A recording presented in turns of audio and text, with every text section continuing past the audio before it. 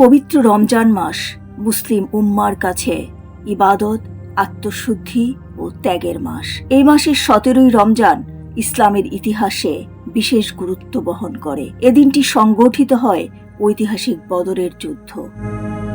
হিজরি 2 সালের 17ই রমজান মদিনা থেকে প্রায় 70 মাইল দূরের বদর প্রান্তরে মুসলমানদের সঙ্গে মক্কার কুরাইশদের এই যুদ্ধ সংগঠিত হয়। মহানবী হযরত মুহাম্মদ সাল্লাল্লাহু আলাইহি সাল্লামের নেতৃত্বে 313 জন সাহাবী এতে অংশ নেন। তাদের অনেকেই ছিলেন স্বল্প অস্ত্রে সজ্জিত। অন্যদিকে কুরাইশদের নেতা আবু জাহেলের নেতৃত্বে প্রায় 1000 সুসজ্জিত সৈন্য যুদ্ধক্ষেত্রে উপস্থিত ছিল।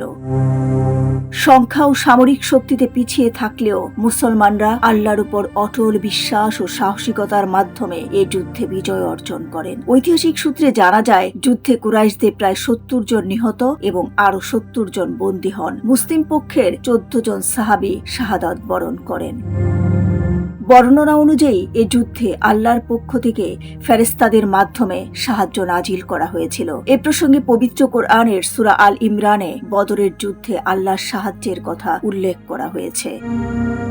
ইতিহাসবিদদের মতে বদরের বিজয় মুসলিম সমাজকে আত্মবিশ্বাসী করে তোলে এবং ইসলামের ইতিহাসে এটি একটি গুরুত্বপূর্ণ মোড় ঘুরিয়ে দেওয়ার ঘটনা হিসেবে বিবেচিত হয়। প্রতি বছর 17ই রমজান বিশ্ব মুসলিম গভীর শ্রদ্ধার সঙ্গে স্মরণ করে বদরের সেই ঐতিহাসিক দিনটি।